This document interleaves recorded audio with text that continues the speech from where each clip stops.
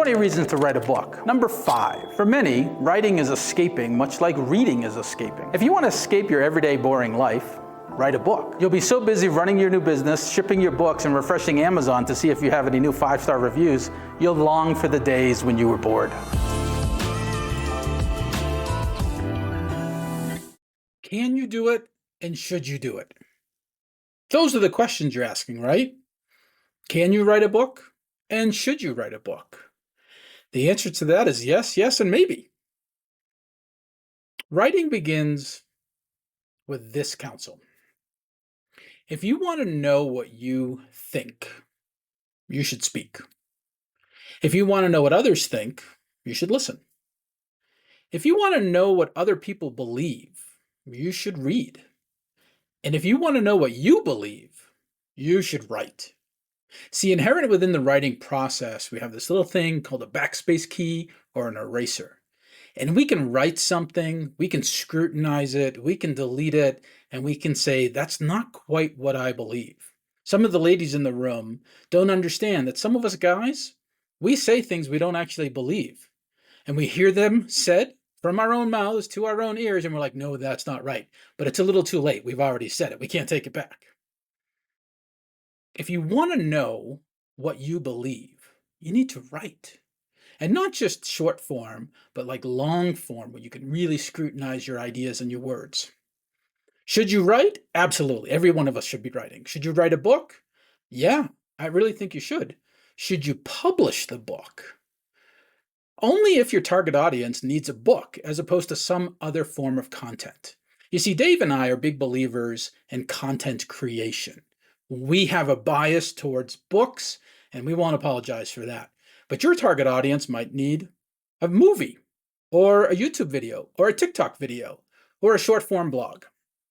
We're here to tell you why books matter to you and your business, to your readers and their problems. You see, most of us are buying books to solve a problem. And you probably have an experience, a message. You might be one of the individuals who's been writing since you were born, and you can't not write. Well, go ahead and write and see if you can actually get your name on a New York Times bestseller list. Some of you are going to say, I've been told so many times that I have a unique story and I should write a book. I think you should take that counsel invitation very seriously.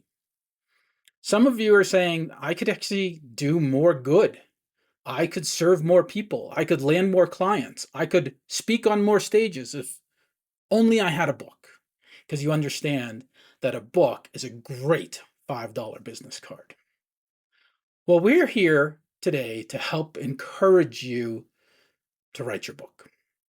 From a writing standpoint, the what and the why is so important. So if you're thinking about writing a book, which I know you are because you're already here, self-selected into this room today, I want you to begin with a couple of big questions. What are you writing about? And why does it matter to you? You have to know what you're writing about. That's easy. But why does it matter? And why are you going to persist through the endeavor of writing? Because it's long, hard work. We all know that. There are great tools to make it easier, but they're so emotional, so spiritual, so relational, intellectual. You have to know what and why in order to continue. And I want you to ask, who is it for? And why is your book, your message, going to be important to them? What problem is it going to solve? What do you believe that you can impart to them in a $15 book that is going to change their behavior, their beliefs, and in some way affect their lives for a positive good? One of the great challenges of communication is believing that it happened. In order to communicate an idea through words that are meaningful, we have to do so, particularly in a book, we have to do so in a way that it captivates the reader. We have to create a valuable reading experience so that the words and ideas take root and they blossom into something that's fruitful, something that actually makes a difference. If all we're doing is writing about what's important to us, recounting this happened and this happened and this happened, there's a point at which the reader is going to be disengaged. They're going to walk away and they're going to miss the point. But if you can write in such a way that you think about where is the reader sitting when they're reading? How long will they have? What kind of words and ideas are they going to be emotionally and spiritually prepared for? You can then create a reading experience that matters. And by reading, they can discover what you believe.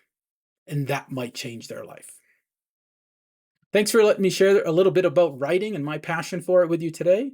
And before I go, I want to leave you with one more video. 20 reasons to write a book. Number 18. If you want to annoy even your closest friends, talk about how many miles you've run or how many books you've read. If you want to impress total strangers, write a book.